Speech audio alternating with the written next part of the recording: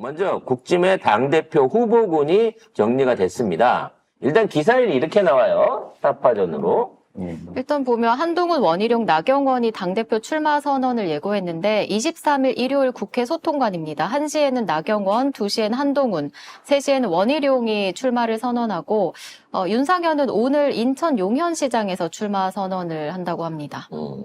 유승민은 불출마인데요. 네. 그래서 이제 이 사파전으로 들어가는데 사실상 한동훈 대 나머지 그 중진들의 싸움인 거죠. 사실 이게 있을 수가 없는 일이에요. 원외 인사이기도 하고 불과 2개월 전에 총선을 개판으로 말아먹은 이 비대위원장 겸 선대위원장 아닙니까? 당 대표였지 뭐 사실. 사실상의 당대표 권력을 휘둘렀었는데 그랬던 한동훈이가 이기는 정치를 하겠다고 돌아왔어요. 채널A가 어제 단독을 냈습니다. 아니 뭘로 이길 건데? 기사 한번 볼까요? 네, 한동훈이 윤석열에게 먼저 전화를 걸었다는데요. 그래서 이기는 정당을 만들겠다고 말을 했답니다. 졸라 크게 졌는데?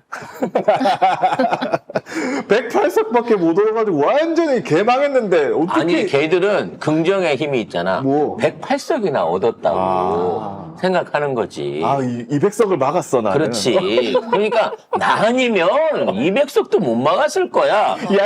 이렇게 지금 지네들끼리 자위를 하고 있는 거죠. 에라이. 그래서 너무 빠른 시간에 지금 복귀를 하고 있습니다. 근데 윤석열이 만나지는 못하고 통화만 했다고 하는데 윤석열 반응이 그닥 뭐 없었나 봐요. 떨떠름했나 봐. 대려 원희룡이는 윤석열과 직접 만났다고 얘기를 하고 있고요. 근데 나경원도 사실은 나경원 같은 경우에는 뭔가 전화는 못 받은 것 같아요.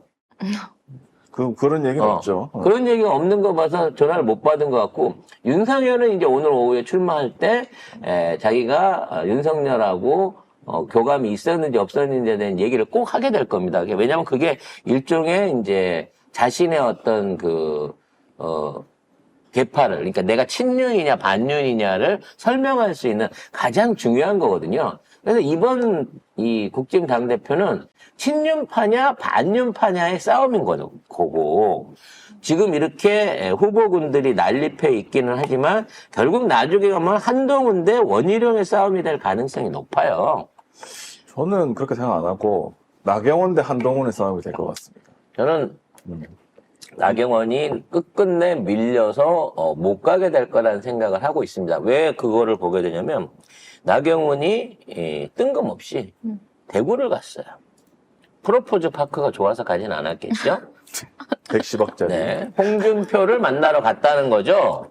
그럼 지금 있는 상황에서 물론 이제 대구 지역이 사실상의 국짐당 당원들이 다 모여 있는 거고 절반 이상이 대구 사람이니까 국짐당 당원들 중에 그만큼 영향력을 미치는 지역이기는 한데 이게 사전에 교감 없이 단독으로 이 홍준표를 만나러 갔다는 이 얘기는 홍준표는 지금 지난 시간에 한번 말씀드렸지만 탈당 내진 친윤이긴 한데 지금 만일에 한동훈이 될 경우에는 당을 뽀개가지고 대구 쪽에 있는 세력들을 친윤으로 결집해가지고 말하자면 일종의 반란을 꿈꾸고 있는, 그러니까 한동훈의 잠재적인 차기 대권 경쟁자로서 역할을 하고 있는 사람이란 말이지.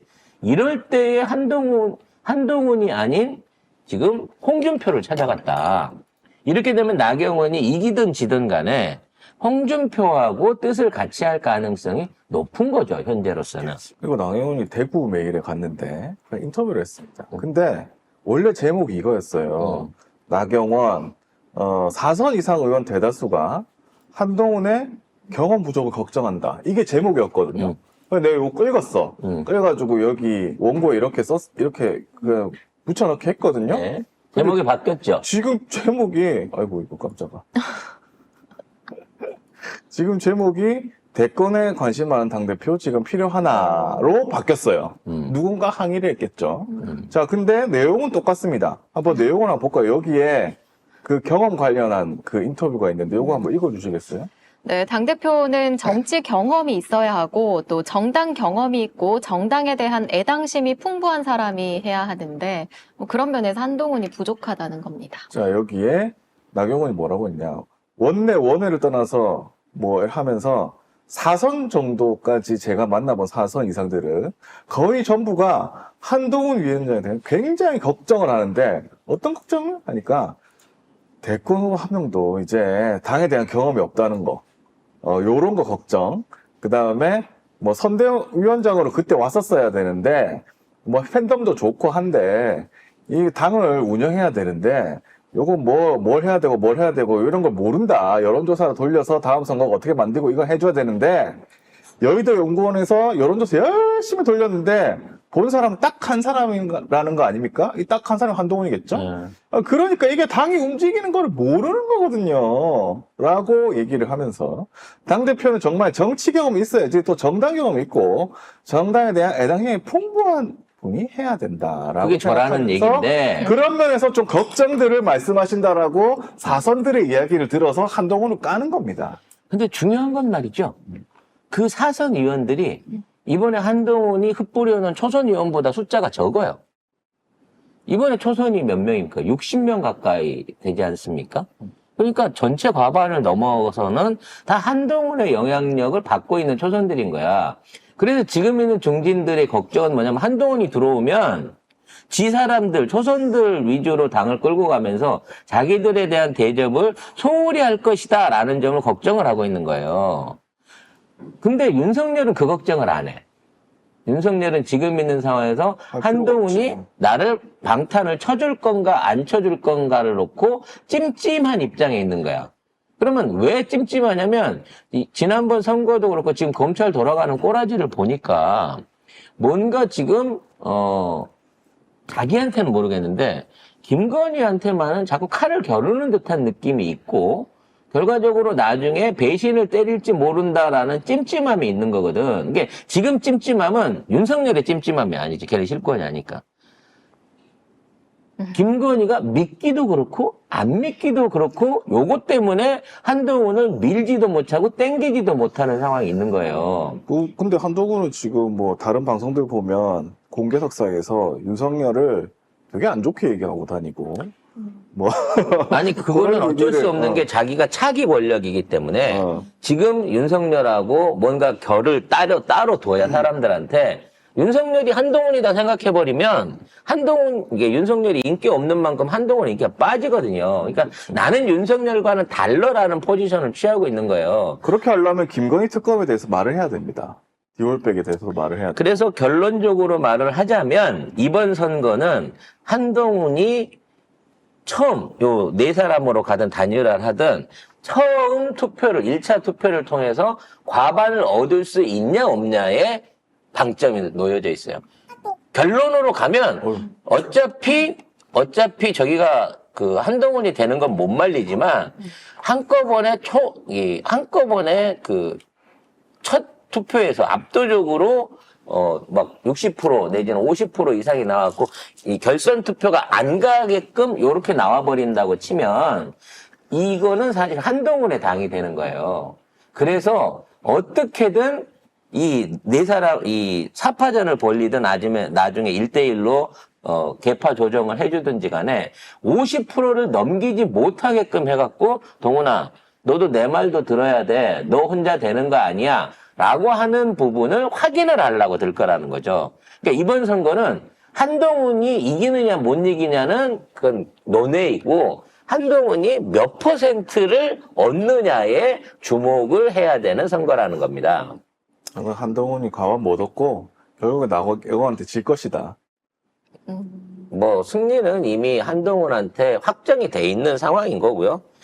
저는 오히려 나경원은 완주를 못하고 나중에 원희룡하고 1대1 구도로 결선을 갈 건데 그 단계에서 이제 아까 얘기했던 과반수 표집에 실패해야 한동훈 별거 없네 라는 그 내용을 듣게 될 거고 한동훈의 독선 그리고 차기 대권 가도에 대한 영향력이 있을 거예요. 근데 이제 윤석열 김건희 입장에서는 이제 언제 자기가 달려갈지 모르기 때문에 만에 하나 한동훈이 당권을 장악하고 김건희 수술하려고 들 때에는 당을 뽀개가지고 홍준표한테 떡고물을 던져주면서 한동훈을 견제하고 나를 지켜달라라고 하는 밀약을 했던 거고, 나경원이 홍준표를 만나러 간 거는 만에 이번 선거가 끝나고 났을 때 당내의 기득권을 어떤 방향으로 유지할 수 있을까에 대한 거를 홍준표하고 논의한 게 아닌가라는 생각이 듭니다.